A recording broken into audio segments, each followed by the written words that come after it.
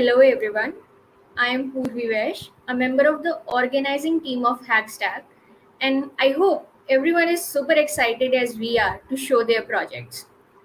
Okay, so there's a question that every student in their graduating period comes across, and it's kind of chaotic: startups versus MNCs.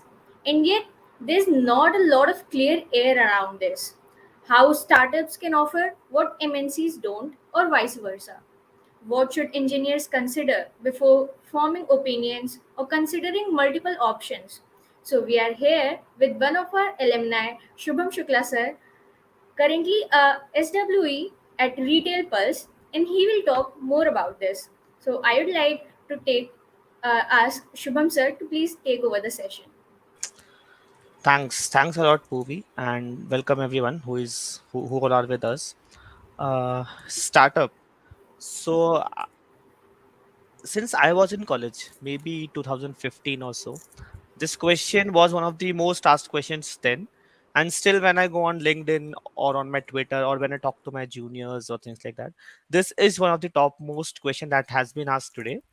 And seeing the startup ecosystem that is now emerging in our country, the amount of money that is pumped in by all the foreign VCs and the kind of products that are coming out of the Indian economy in the startup ecosystem, this question is now more relevant than it was ever before.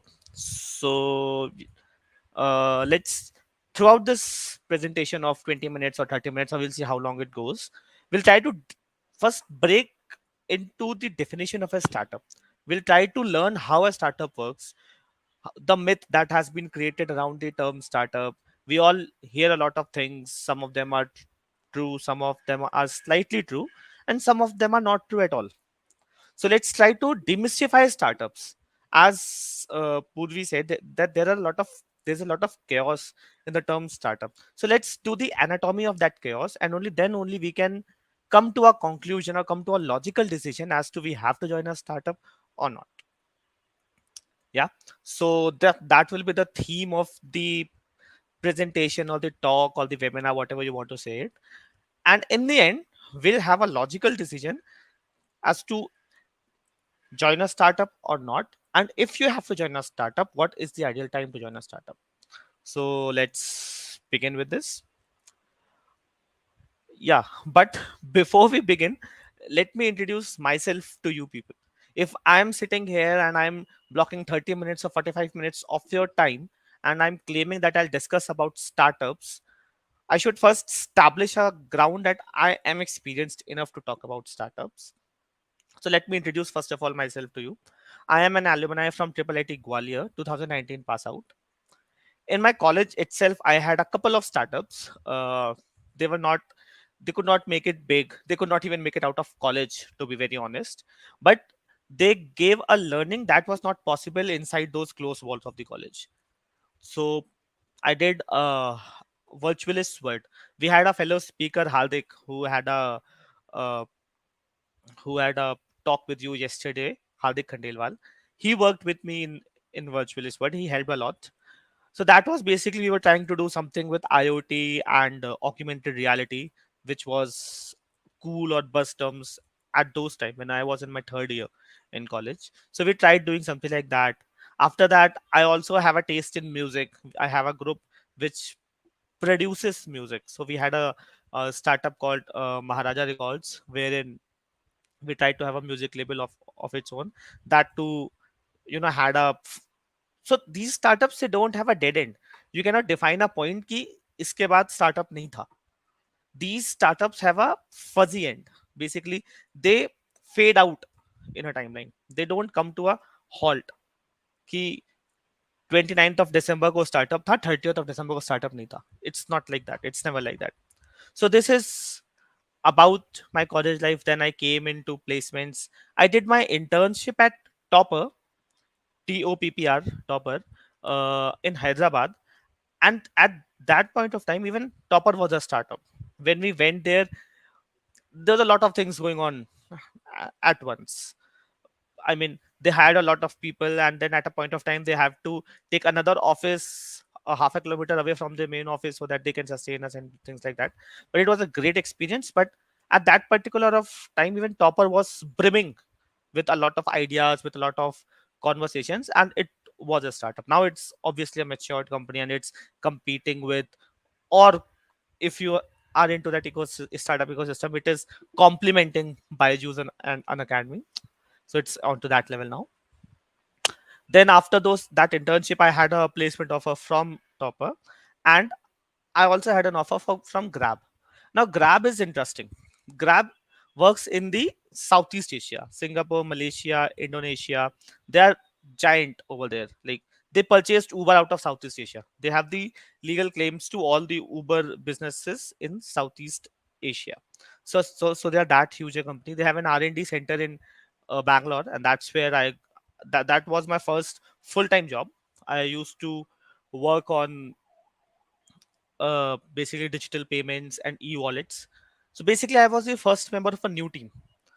So the company might be big, but we had a research center in India, and even in that, I had a brand new team. So things again there were buzzing and brimming with a lot of discussions and thoughts. So that had a feel of startup. That was not a startup, but that had a feel of startup. I worked there for 18 months or so, and then last year January I joined a very early age startup called RetailPulse, and I was the first person in the startup, like two co-founders, and then they hired me. So I was the first person here in the startup, and the last 15 months have been incredible with them. We are trying a lot of things. We are doing a lot of things. We are failing on a lot of things, but as there's a term, you should fail. You should fail often, but you should always fail forward. You should never repeat your mistakes. So we are failing often, but we are failing forwards, not backwards. And that is how a startup builds.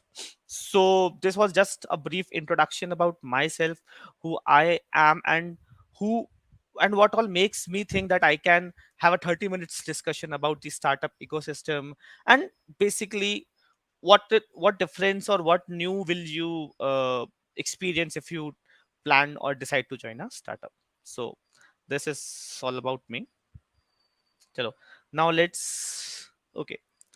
Now the first line of my presentation was, and even before my presentation started, how this was pitched to you or how this was sold to you is that our startups really chaotic. Chaos is a term that has been going side by side with startup industry right from 2008.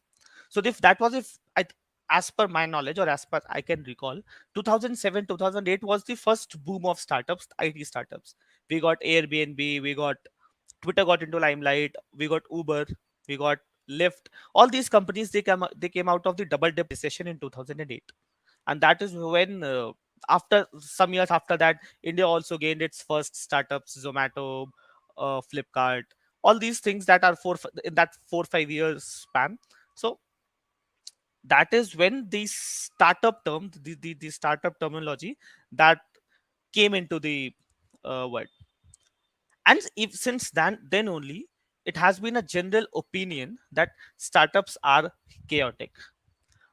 But now let's see if startups really are chaotic. So the first thing is, chaos is a relative word. It's a relative terminology. Something might be chaotic to you, which might not be chaotic to me. And both of us are equally right. We don't have to be, one of us does not need to be wrong just to prove a point. We both can be equally right. You might enjoy doing similar kind of things at similar point of time in the day. You want to wake up at 6, do some stuff till 8, have a breakfast, shower, on your office at 9, do your chaos, do your work, and then come out at 5. That might be the perfect life for you, and you are perfectly right in choosing that as your life. But for me, I can term the same life cycle as boring. But that is boring for me. I'm not saying that that should be bored for you. But then my life cycle, in which I do a lot of work, in which I probably sleep with my laptop near my pillow. I have no structure of going to office when I'll be in office, but I'll be doing work. I have no structure of coming back from office. I might not go at all, or I might come late, but I'll be doing my work. But that for me is my fun. It necessarily is not chaos. A better person, or basically a more managed person, can do the same amount of work, and he can make it look like well organized. So it's not basically startup. that is chaotic or organized. It's basically a person who is doing job at the startup who makes it look organized or chaotic. So chaos is a relative term. Second things, startups are fast moving, very fast moving, but pace is not always equal to chaos. It should be chaos if you're moving in a lot of directions, right, left, back, forth, then it's chaos.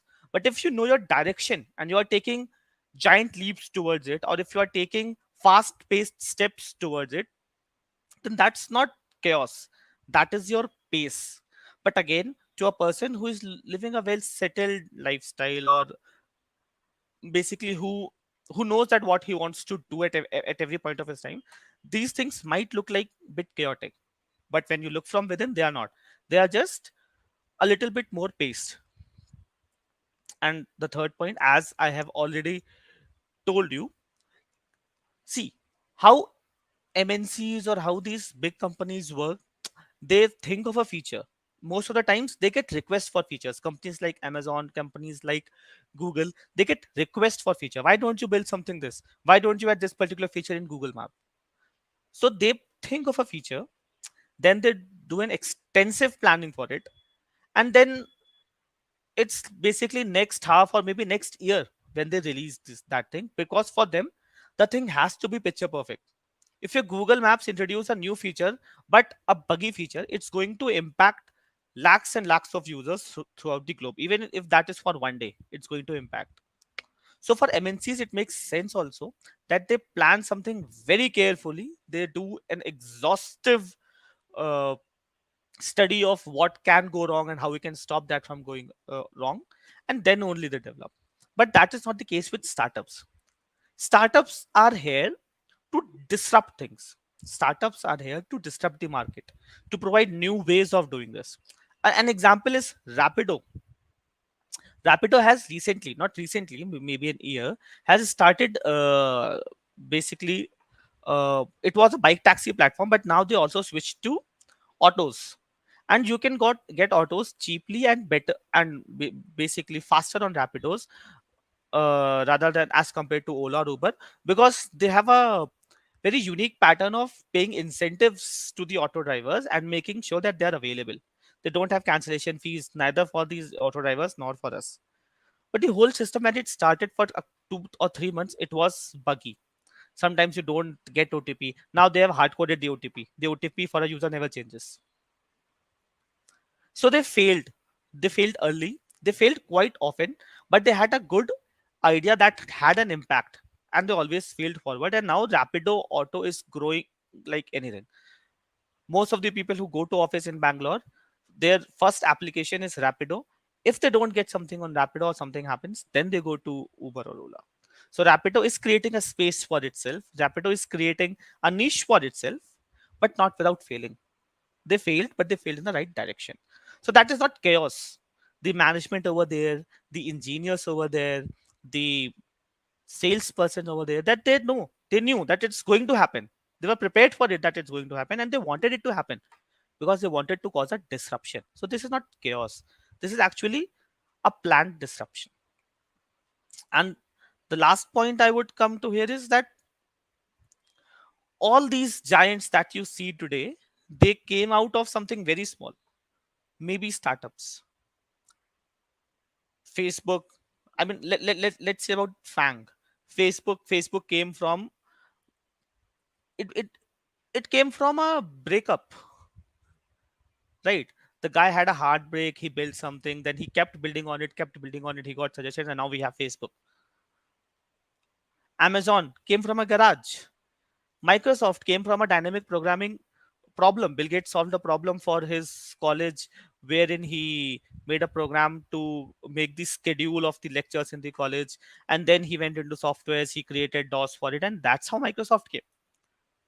So none of these companies were born with these processes. None of these companies were born with these structures. Structuring is an iterative phenomenon, right? For companies like Microsoft, Zomato, and Uber, they might look like this is a new young man in the age of these MNCs, and it is more or less like startup. For Uber and Zomato, someone like Cred or Dealshare is a startup. because again their structures are not that mature. For someone like Dealshare and Cred, startups like mine, RetailPulse or others, they are startups because they don't have structure at all. So structuring is an iterative process. Rome was not built in a day, and so was not structure. So chaos is how we look towards it. It's not a deterministic term. It's always subjective, and it always depends on you what you see as chaos. So the notion that startups are chaotic, I think, is a notion that has been made who has only seen startups from outside. They have not been into the startup ecosystem, or even if they have been into the startup ecosystem, they don't enjoy the fast pace, and they're good to, I mean, they're perfectly right, and they have those fundamental rights to not enjoy it. We are not saying that they are wrong or something. It's just that a lot of people don't enjoy that ecosystem, that pace, and then they label it as chaotic. But from where I'm seeing is startups are not chaotic. They are passionate, they're fast moving, but they are nothing like chaotic. And I mean, of course, if anyone has seen this famous series Game of Thrones, even if it is chaotic, then as Littlefinger said, chaos is not a pit, it's basically a ladder. So if you see that there is chaos in some place, that might be your stepping stone to success, that I'll clear this chaos out, or I'll try to contribute to clear this chaos out. So even if there is a little bit chaos, it's not a challenge, it's an opportunity. It's not a pit, it is a ladder. And that is something which only a startup can provide you, not an MNC or something like that. And as I already explained you, MNCs are not in a position to explain you that, because they have a lot of responsibility. They have millions and millions of users that use them for day-to-day necessities, right?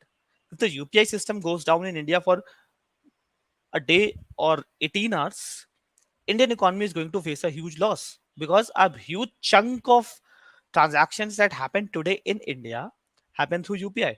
So experimenting with UPI is not an easy process anymore. You'll have to go a lot of regulations, a lot of processes, and it has to be, because the impact that you will create is huge. But that was not how it started in 2016 and 2017. At that time there were a lot of experimentations. It was mobile number first, then mobile number went away, and we had the option of using uh like usernames in the UPI address. Then came into picture. Then interpolated QR codes came into picture, like from one application you can scan the QR code of other bank and things like that. But it was not how it began. It began again with a lot of ifs and buts, a lot of experiments. Now it is something that is basically a strong pillar of Indian economy, and that is just an example. There are a lot like that. So the conclusion of these two slides that I would give you is that startups are not necessarily chaotic. They're fast moving, but they're not chaotic. And for the right candidates, for the right people, even if it is chaotic, it's an opportunity to them that they can build over it, that they can grow over it, and they can prove a point. Let's go to the next. Okay, this is the question that I have my LinkedIn and my Twitter chats filled with: Fang versus startups. Now, as an investor or as an commerce student, the answer to this question would be very different. But as engineers, as IT people, the answer to this question, what I'm going to say, will, I think, hold correct. So first of all, when we say Fang, we need to know that how did this term come out? What is Fang? A lot of us, when we think about Fang, we resemble it with the top-notch tech giants with cutting-edge technology and things like that. But Fang was never termed out for technology. The term Fang was coined by American traders for a group of new IT stocks that were giving them huge returns. That is how Fang came into picture. The Fang has nothing to do with tech supremacy, or nothing to do. Obviously, they provide high quality tech, that no one can take that apart. But Fang, the term Fang does not comes with tech supremacy. The term Fang comes with profitability, and that too for investors, right? So, but we have been told this term and we read this term or listen to this term in such a way that as soon as what someone says FANG, we just think of cutting edge technologies and things like that. Some of these startups are working on bleeding edge technologies which FANG can't even think of. And that is why these companies, Google and Facebook and Amazon and Netflix, that is why these people invest in those companies because they want those companies to try out. When their bleeding edge technologies become mature, when their bleeding edge technologies become sustainable, becomes they know that there's no repercussions to it, then they adopt it. So FANG in itself is not bleeding edge technology. They are the enablers of bleeding edge technology. They are the most reputed tech organizations in the world, but they are not here for tech supremacy. Now let's come to startups. So startups in again, startup is a broad term, a broad term. Flipkart considers itself to be a startup. Obviously now it's with Walmart, but it considered itself to be a startup. And we, who were just three people, our team RetailPulse was a three people team or four people team around 8 months back. We are also a startup. So startup is a broad term, a very broad term. So now, but when I compare a startup with FANG, startup has a little bit more liberty to experiment. Startup has a little bit more, basically, a little bit more flexibility in their approach, right? Because they don't have the responsibility of a million users. They want to have a responsibility of a million users, and once they get it, they will cease to be a startup. They'll then turn into an MNC. But for now, they don't have the responsibility of a million users. And if they don't have a responsibility of million users, they have a lot of capacity for innovations. Again, innovation, a term is not always positive. Not all innovations work, not all ideas work. We only come to know about those ideas, or we only come to know about those innovations which have been successful. जो ideas flop हो गए या जो innovations नहीं चले, we don't even know about them. So innovation is not always good and positive term. A lot of innovations fail, right? But you have that capability to do it only as in a startup. Many of these FANG companies have R&D, research and development branches where they do these things. But even that R&D is in a controlled environment. That is the difference between research and something working in actual environment. That research always work in a controlled environment. You cannot control the permutations of the incoming requests in a controlled server. You can only do that in a startup. You make a you make an application in 3-4 days and you can test it and see, wow, my application works brilliantly. You give it to a unknown user and he will point out 5 to 6 mistakes or 5 to 6 loopholes in that application, because it is not a controlled environment anymore. He can use it the way he wants. You know the happy cases, you will just turn on the happy cases. The end user will not, right? So startups again have that liberty because they don't have that many users with them, so that they can experiment faster. I mean, obviously not as fast as your college project does, but they can experiment faster. So, FANG versus startup should not be a debate on technological supremacy, should not be a discussion about if I'm an able engineer, I am going to FANG, and if I'm not that an able engineer, I'm going to a startup, or vice versa. Vice versa also holds true. It should not be a discussion about this. Both have their roles to play in this technology ecosystem. If there is no FANG or giants like this, a lot of startups will not able to scale. If there are no such startups or no such micro teams, FANG will not earn a lot of money. AWS and Google Cloud, they earn a lot of money because of these startups. And in turn, they help these startups to go on with their work because they don't have to think about servers and things like that. So they both complement each other, and working on any of these organization is great. One should not be demeaned that, oh, he's a boring person, he works in FANG. No, he wanted to work in FANG, he chose that lifestyle, and he was able enough to work in FANG. That's why he's working. Similar should happen when one is working with a startup. It's not that he was not able to qualify or for a FANG interview or something like that, might be he chose to work in a startup because he enjoys that kind of ecosystem, because these two are very different ecosystems. So there's no direct comparison of FANG versus startup. The comparison only will be your desires, your choices versus your deliverables, because it's in the end you who's going to decide. So all these discussions about chaos and FANG being better than startups or startups being better than FANG, I think they don't hold true, because they're very different things. Let's go to the next slide. Now let's try to uh, compare with the culture differences that I have found in a startup and in an MNC. I have worked in an MNC Grab. I have traveled to their international office and things like that, and I have built a team from scratch in a startup. So I think I can compare or draw parallels between the two. So the culture at startups is more free, is more open, it's more buzzing, it has more liberty. The culture at MNCs is a bit more defined, a bit more process driven, a little bit more hierarchical than a startup. Startups are mostly flat. Startups are mostly flat, but the same cannot be said about the MNCs.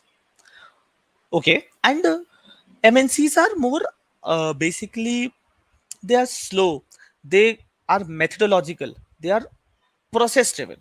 There's a certain process that you have to follow, even if that process takes a month, so be it. Startups are more idea and POC driven. So suppose you are in a startup that has to do something with live commerce or e-commerce. Now you have an idea wherein you can decrease the number of clicks of a particular user to check out. It won't go through a process or a long list of approvals. You go talk to product manager, you make a POC, that POC works, and that would be top priority feature for the next sprint. You'll be adding that. It's simple as that. But again, only a startup can do that, not a e-commerce giant like Amazon, because if it fails, it will be two-way loss. Amazon will lose a lot of money, and people who are buying some necessity stuff, necessities items from Amazon, even they will suffer. But when drawing parallels about the culture, so MNCs are slow, methodological, and process driven, whereas startups, they are more idea and then POC driven. You have an idea, you have a concept, write a little bit code, little sandbox to prove it. If it goes through the approvals of 3 4 people, you can then pick it up as a priority in the next sprint, and let's integrate it. So that is how the cultures at MNCs and at startup differ. I remember in Grab, talking to CTO, talking to the skip level manager was a huge thing. In a startup, I sit with my CTO and CEO, and we both solve a similar kind of problem easily. When I was new in the team and I was coding, ek to no one is God. No one can solve all the coding problems. You will face issues, you will get stuck. That's perfectly fine. So I used to get stuck at a lot of places. I used to go ahead and talk to my CTO, and then we together used to debug codes all night, all long, and things like that. So I have worked with my CTO at that level, right? So the hierarchy of a startup, as you can see in the right image itself, the hierarchy of a startup is much flatter than an MNC. When a startup goes big, when this startup has 1,000 or 2,000 employees, then it has to make hierarchies. Otherwise, it will not be able to run efficiently. So again, no one is wrong here. No one is wrong here. It's just what suits them the best, and that is the difference of culture between an MNC and a startup. This is something interesting. Okay, so this is basically how I feel a feature goes into release in an MNC. This is how we used to work in Grab, right? So intro call is basically when we get into a call with the person who suggested that feature. It may be the product team, it may be the statistics team, it may be the marketing team itself. Even they were coming on a call that we get a lot of issues on this particular thing. Let's fix it. Let's wrap it into a feature. So that was an intro call. After that intro call, there were lots of reading. Even if that is a slight feature like changing the color of a button, changing the size of a button, changing the position of the button. We went through a lot of research, a lot of reading into this. When in the history of company was such a change done last, and what was its impact? What would be the easiest method of doing this? Can we do this in a way where we do this for 5% of the users and see how are they behaving, and then we'll increase it? A lot of reading is done, and a lot of them are noted down roughly as research material. Once we are done with this, then we go to meetings. Everyone contributes their research points, and then we come to a conclusion. After all those meetings, then we write what we have concluded. So there's a lot of writings, lot of documentations. Basically, in an MNC, you write less code and more English because you have to document everything. And again, that is the need of the hour. But you do that. You do that. Once you are done writing the documentation, and the documentation is approved, and the documentation is freezed, that this is how my documentation is going to, sorry, this is how my system is going to look like. This is the architecture, this is what goes in, this is what goes out. Once all this is freezed, then it's the time when you develop. But even for developing, for small features also, these days you need a database, you might need a Kafka, you might need an SQS. So you have to go through a lot of permissions. Now you go to infra team, the infra security team. It sees your documentation, it's again sees what the feature was, then it asks you what do you need from us, then they verify your request. This is a long process and it takes on. And once all you have got all your infra, once you have got all your resources, then is the time when you actually write the first line of code. So even before writing the code, you go through a lot of steps, and these steps are necessary for an MNC because they have to streamline their flow, because they need to know, because so many things are going on, so many things are going on in MNC, that they need to have a process, and they need to know that acha, why we took such a decision, yeah, that what all we considered while taking such a decision. So that has to be discussed, and that has to be documented, so that even after if even after 2 years someone needs to know that why did we change the color from orange to green, it's properly documented, right? So once all this thing is done, once all the planning is done, only then you write the first line of your code. Once you have written your code, then it goes through a lot of code reviews. You squeeze every last bit of optimization in the code, then you go through a lot of testing, and finally the release. So this is the long release cycle that almost all the MNCs these days follow. And I have emphasized a lot on this fact, but this is they have to do this is what they have to do because of the audience that they cater to. Now let us see how does this look for a startup. Simple. You get the feature request, you discuss the timeline, you discuss the ideas कि हाँ भाई कैसे कर सकते हैं, क्या कर सकते हैं. You make a POC, that POC goes fine, and you do tweaks, you make it a little bit more scalable, you clean the code, and you deploy it. After deployment we realize कि ये ऐसी सी चीज थी, तो चलो let's document it. And for the first 10 or 15 days we keep strict monitoring on it, because this thing was made in haste, and this had a possibility of crashing, that this has a possibility of not working well. And 5 out of 10 times these things do fail, but again we know the direction that we now want to move in this particular direction, and we reiterate, we better the solution, or we make a new solution and we push it. Fail often, fail faster, fail forward. This is basically how a startup works.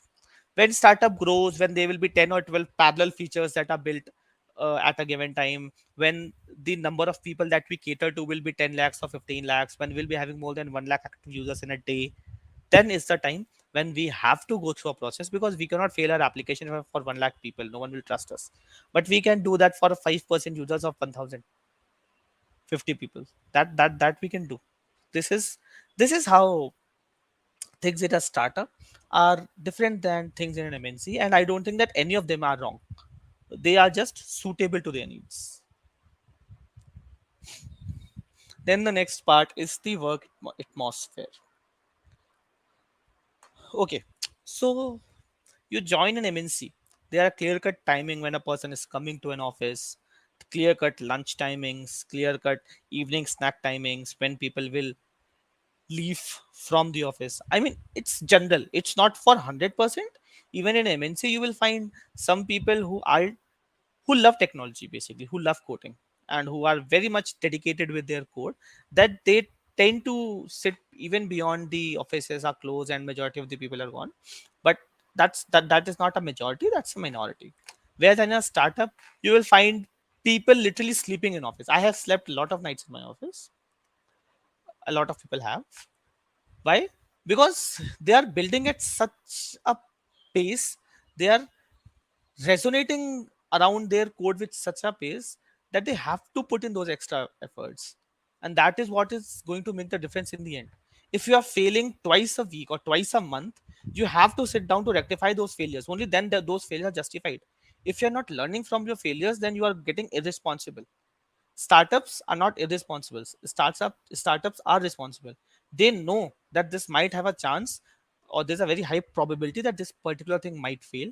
Even then they go ahead with this because they want to learn from those failures and then build a better product. So the work atmosphere in a startup is very different that a work startup in MNC.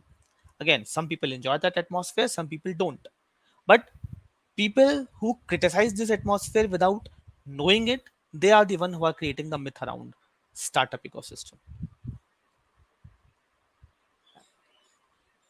Now, see, this is where we come to startups alone. Till now, I have told you about what startup is not. Till now, I have told you how a startup is different than an MNC and how both of them are very strong pillars of this IT ecosystem that we are living in. Now, again, it boils down to personal choice. So my personal choice is I will always like to work in a startup. I always wanted to have a startup of my own. I couldn't get it. I'm working very closely with a startup and I'm building the team and all. And I'll tell you what, according to me, are the pros of working in a startup. And basically, this is a lot of. I work in a startup. I know a lot of people in this startup ecosystem. So these pros are for me and for all of them. That what do you gain out of working in a startup? So the first and foremost thing is exposure. I mean, exposure is something that you get in MNCs, but it takes a lot of time. Your manager tells us, or your lead engineer or your SD2 in an MNC tells us that this is something that we have to build. This is the documentation that we have very carefully planned and written. You have to follow these steps. Make a API that does this. Make an API that does that. It's good. You are learning. You are learning that how APIs are made, basically at an industry level, how the APIs are made, or how a particular feature is made. But you don't know that what discussion went through that they came up with this design. You don't know what was happening behind those closed doors, or what to and fro was here. Basically, if a particular field is an epoch field, an integer time field rather than a timestamp field, are we taking that decision? Why is true being sent as boolean true false and not integer 0 1? I mean, these little decisions, why did this happen? You don't know. You'll eventually come to know, but at that particular time you don't know, right? So there is exposure in MNCs also, but that exposure is very slow. Like, you have to go through a lot of iterations to get that exposure. That is not the case with startups. You join as a fresher, you join as your first change job in a startup. You'll be a part of all discussions, you'll be a part of all meetings, you'll be expected to put in your point of views while we are discussing the API contracts or things like that. And then you will listen that why this particular field was not a date time object, it was a timestamp integer. Then you will know that why we have used a true false and not 0 1. You will know that why a particular field was a pointer and not just a normal variable. Because all these things come via discussion. You don't learn by sitting on your laptop and typing things on your keyboard and searching occasionally on Stack Overflow. That learning is very minimalist. You actually learn when you go out and you have discussion and brainstorming sessions with people, because you learn on your own mistakes, you learn from their mistakes, and then you learn from the final verdict of the discussion, right? So it's a win-win situation over there. So exposure is something that you will definitely get out of a startup, and that I think is the best part of a startup, to get that exposure.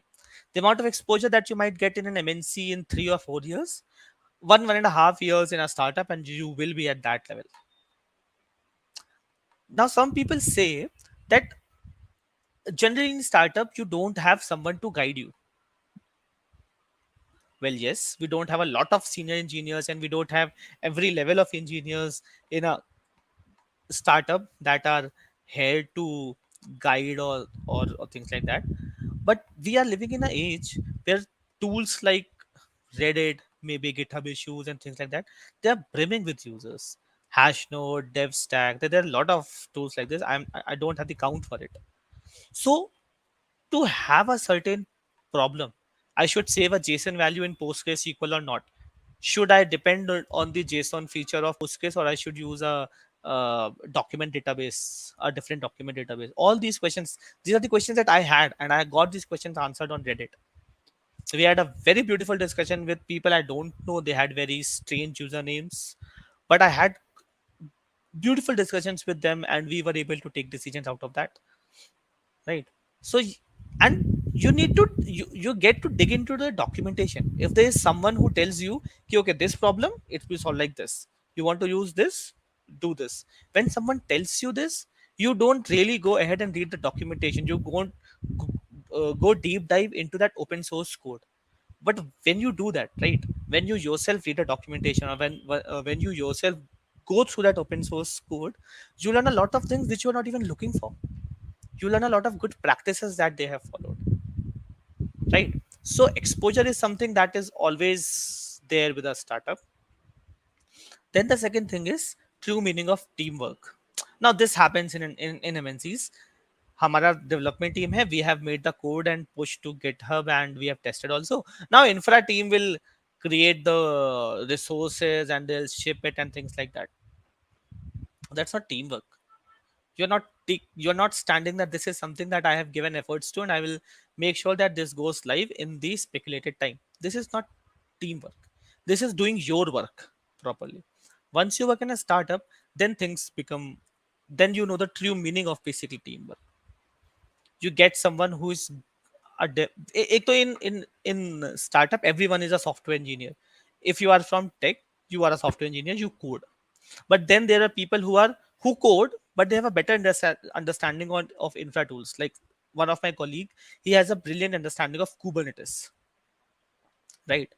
So I don't need to, so I don't say that I have done my part and I have coded these features. Now that person will pick it up and he will deploy in Kubernetes. No, we sit together. He deploys in, like, for the first or for 1 or 2 times he deployed in Kubernetes, and he gave me a lot of hands-on and a lot of blogs or guides on where I can read Kubernetes. And we took it as a mutual responsibility to make sure that that particular thing is like. So I think this is something that I got to learn while working for a startup. Basically, teamwork. It has to be strong. If one of our HRs is busy or is down with his health and not able to draft an email, I draft that email. I show that email to that person if it's good to go or not. And same happens for other fields also. Like we have a person from machine learning team who is not responsible for software, but if I'm down with health or if I'm traveling, he takes me on call. On call, he asks what is to be done, and he does that. He reads about it, and he does that. So the true meaning of teamwork, I think it only comes out of a startup when you are working in high pressure to deliver something. The next part is steep learning. The steep learning curve, I think steep learning curve, I missed out the curve here. It's steep learning curve of a startup is unparalleled to anything. Anything. When I joined the startup, I was a nice Golang developer. Now I am a Golang developer, React developer, and React Native developer. We built an application that is now currently used by 4 lakh users. The name is Kirana Club. You can go ahead. That was my first ever line of code written in React Native. So I had a responsibility. I had something that I want to build. We had a discussion with the product team and the marketing team. We thought that this application might be a new addition to the startup. We all uh, discussed the ifs and buts around it. I was very much in favor that this application can do wonders for our business. We went in, we took some time, a couple of weekends, learning while doing, we picked up some time. But today when we see that that particular application has around 4 lakh downloads on Play Store, it also gives us a lot of confidence that if you're able to do this without actually knowing React Native, we can do things, we can make things. So that the learning curve on the tech side has been huge. But when you talk about the learning tech, the learning curve on the non-tech side, it's even greater, even greater. In an MNC, I was managed. In a startup, I manage, right? And I prioritize things that okay, let's do this. This can be done later. Yeah, let's do this. This has to be shipped. This goes into an Android app. This particular thing can be controlled by backend. We will do that later because again, we have limited resources. So prioritizing things is also very important over here, and we do that. So steep learning curve is also a pro of working in a startup. And the last thing is working in a startups make you more responsible and it tells you the meaning of ownership. You own a feature, you own sometimes a complete project because there are 5 people in a tech team. If you're working with 6 B2B clients, you have to own a complete project. But that ownership gives you a lot of confidence. That ownership gives you a motivation that you always belonged here and you can do more. And this ownership helps you in non-startup things as well. Like now I am more responsible for my household things. I'm more responsible towards what's happening there on the ground where my parents live, because that sense of taking every action responsibility, that thought process of owning everything, that has been given by a startup. So these are some pros that come out of startup. And these pros obviously come to a lot of people, but here most of us are engineers. So let's discuss that what do you learn specifically as an engineer. So as an engineer, as I've already told you, you can't use your latest technologies or you can't use latest code base when you are working with an MNC. You cannot go to Amazon and say that okay, the code base is written in Java but Kotlin is faster to write and is more basically it's less susceptible to errors because of all those null checks and things. So I'll use Kotlin from today. That is not possible in Amazon. It has to be a new team and everything and things like that. But when you are working in a startup and you have gained the trust of the CTOs, co-founders, or your managers, you can actually debate that this particular feature should be written in this particular technology because it is kind of built for it. Anything that has a lot of parallelism, anything that has a lot of concurrency, you can go and have a discussion that this thing needs to be written in Golang. Everything that is very much coupled with front end, you can write it in JavaScript. So basically, again, it's not like that every new function or every new API you can write in latest technology, but a huge chunk of features or basically a new mini project, you have the choice of choosing the technology given that you have earned the trust. The second thing is that you get to see the end-to-end life cycle of a product, live right from when the product was proposed to how it was planned, how that proposal was drafted into a technical plan, how that technical plan was then broken down into technical components. Those technical components were then broken down into APIs and queues and things like that, and then how they were coded and then how they were deployed. You are a part of that complete cycle. Complete cycle. So you have a more visibility into that feature, you have a new point of view into that feature, and again, that is something that only a startup can give you, not an MNC, right? Now I have said that in previous slides that MNCs work around a lot of methods and a lot of processes, right? But if you directly go to an MNC and see that process, for the first year or so those processes will be nuisance to you. You will be irritated of those processes. क्या यार एक database के लिए भी 4 लोगों से ticket approve कराऊं मैं. But when you work in a startup and when you see that if a certain basically when you work in a startup and there are no rules, and then you say that I'm seeing that I don't have control over my resources, I'm not having control or visibility into what is happening, then you value those processes कि काश मैं एक ऐसा process build कर पाऊं. Then you actually start building those processes. तो now you value that process कि वहां पे ऐसा क्यों हुआ था, राइट? तो it's only when you face the problem that you realise the true value of a solution.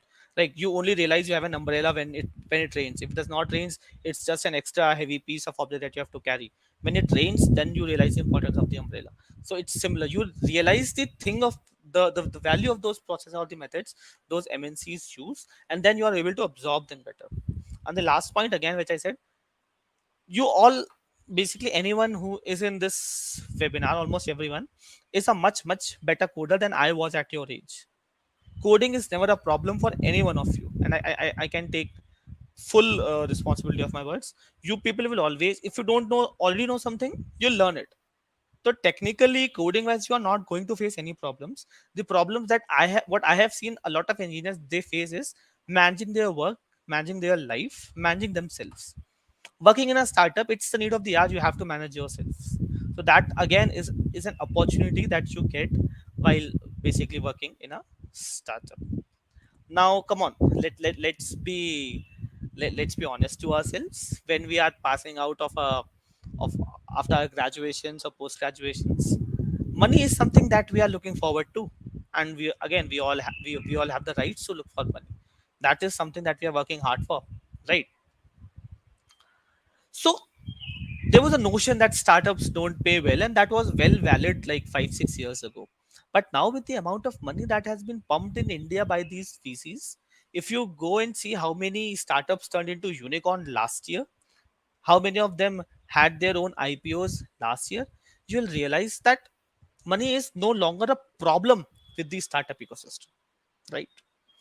They are paying you salary which are comparable to these MNCs. Obviously, you have to work a lot more in a startup, but because then you are joining a startup only because you enjoy your work. But the salaries are now near more or less same. They are comparable. I mean, 19-20 का फर्क हो सकता है, but they are more or less comparable.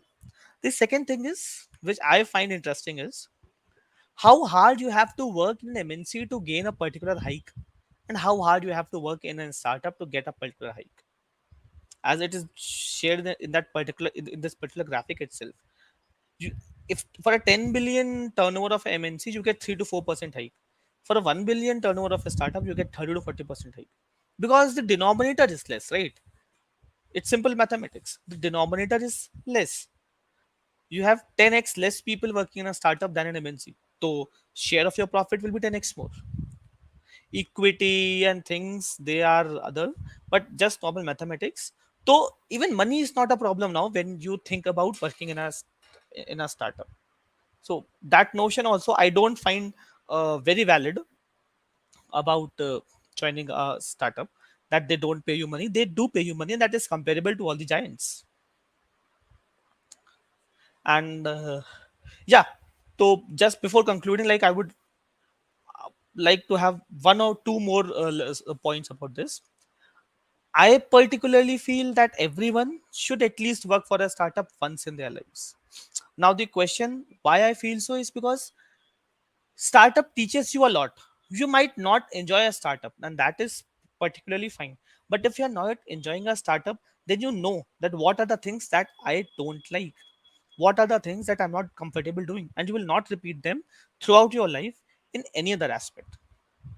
Working for a startup teaches you the value of time, teaches you the value of hard work, teaches you to solve your problems yourself, because you don't have that luxury of a senior engineer or someone like that.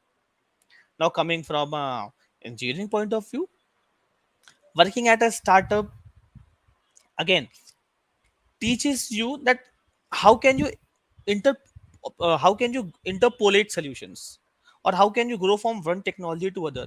it liberates you it liberates you from the need of being tied down by technology. You are not a Java developer, you are not a Golang developer, you are a developer. You know the concepts: for loop, while, if, else, switch statements, return statements. You know everything. So you should not be binded or bogged down by a technology. Ki, I know Java, I'll do Java. No, you know Java, you are good at Java, you can solve a lot of problems at Java. But if the need arises, you can also do Golang. You will just need a little bit of induction into Golang, and you can do that. This is what startup teaches you. Then again, startup makes you value the processes. Startup makes you obviously are a good coder. Everyone here is a good coder, whoever are there in the seminar. But startups, they tell you that how can you use that code to write efficient code, fast code that can solve the problem in a given amount of time, right? So again, I personally feel that everyone should join startups at least once in their life. Now the question again, what is that once? So for me, once is as soon as soon as possible after your college. Maybe for some people they want to see an MNC, so they work in 1.5 years in MNC and then join a startup. Some people can join startup right away. That is cool. But before the responsibility is over, you bound. Come on, we all are we all are Indians. Most of us are middle class people, so we know that we have a lot of responsibilities that come to us from our families and places. So before those responsibilities double down, before those things increases, you should get a taste of startups. If you're liking a startup, you will continue. There's no end of startups. People say that startups are unstable. Startups might be unstable, but startup ecosystem is not. There are tens and tens of startups, right? Don't choose a startup just for money. Choose an idea that you believe in. Money will motivate you to work only near those salary days, but if you like that idea, it will motivate to work you throughout the month or maybe throughout the annum, right? So to conclude it all, I personally feel that if you have to take a decision between joining an MNC or joining a startup, don't see the differences between MNC and startup. Just deep dive into yourself and see what do you want, or what is that particular thing in which you are comfortable with. And in case of a doubt, I will always advise everyone, join a startup at least once in your life, as early as possible after your college, and then you can take better decision of what you want to do ahead. I think that's enough from my side. Any questions? If you can comment or something, or if you want to ask it offline, I have my contact details here. You can do that.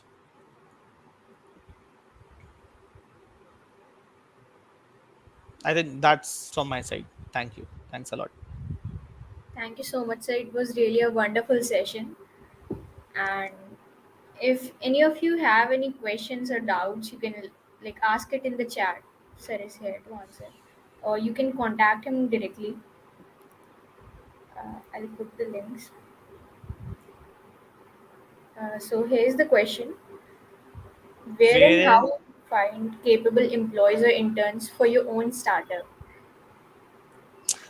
not very difficult to find these days, right? Again, you go through lead code, you go through LinkedIn, and you see a lot of college people who have make fantastic models, fantastic websites, fantastic open source contributions.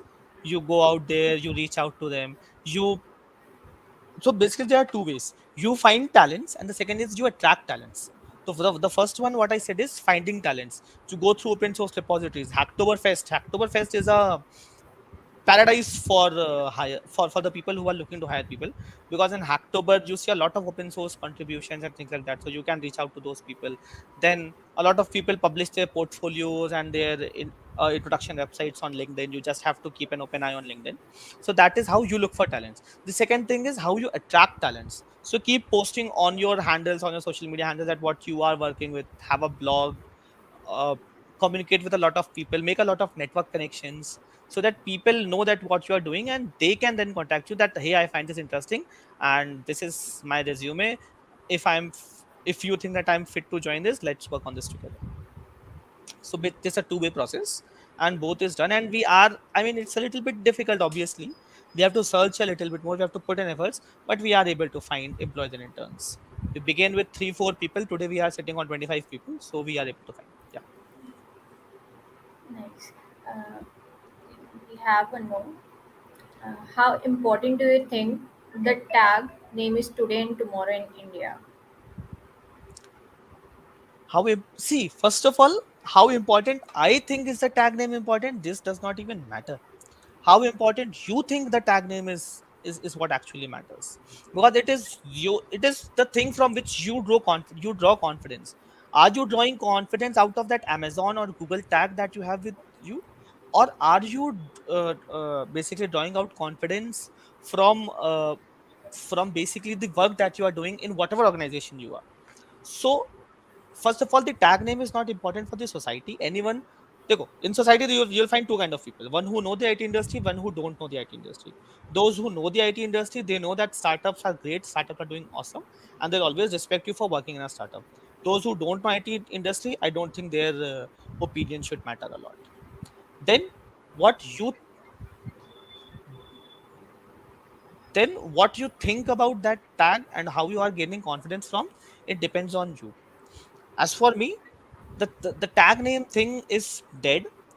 So we go through a lot of resumes, we go through a lot of people who send us their resume for interns and full-time positions. So if you're talking that, if I see the tags, all the big companies that you have worked on there, and then decide whether to interview this person or not, then no, that is not the that is not how it goes. In fact, it's just the opposite. If we see that someone has worked for 4 or 5 years in Microsoft, or 4 or 5 years in Amazon, or 2 3 years in Amazon, I will be a little bit skeptical taking that person at a hands-on position. I can take that as him as a managerial position, but not on a hands-on position, because that person will be used to that safe and sound ecosystem where every requirement comes to him written and documented. He will just sit on his laptop from 9 to 5. So tag name is not important at all when it comes to hiring. Tag name is not important at all when it comes if when it comes that who you are looking forward, basically someone else's opinion. Tag name is important for you if you draw confidence out of it, but tags change. Uber was an awesome tag some time back. Today, those who know the industry, they don't want to join Uber, right? Something similar has happened with Lyft, and something similar is also happening with Grab, right? So tags change. So I would say that you should not draw confidence from tags. You should draw confidence from the work that you are doing.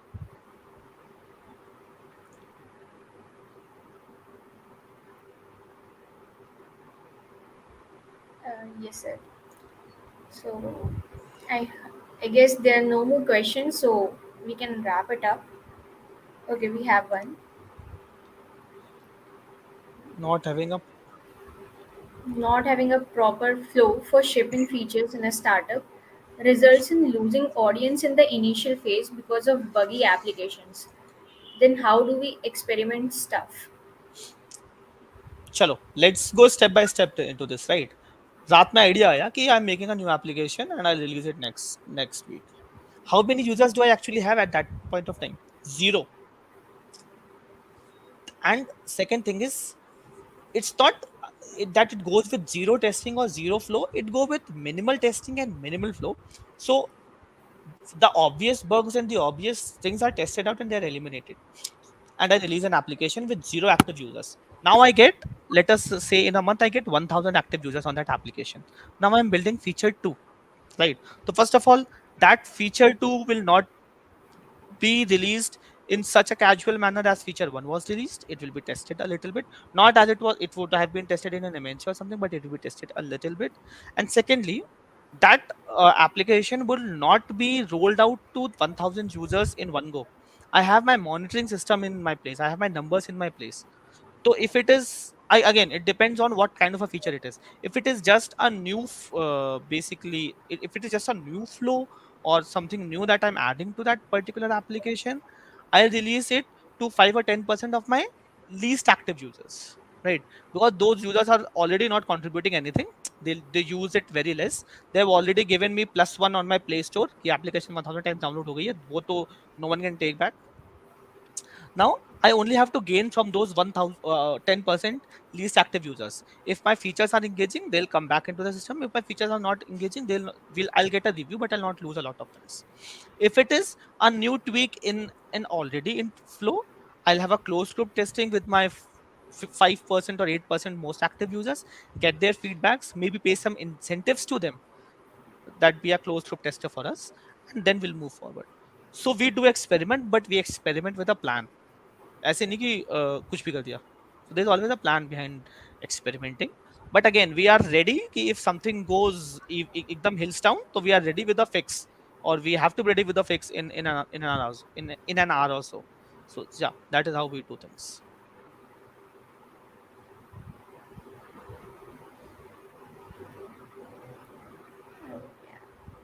Thanks.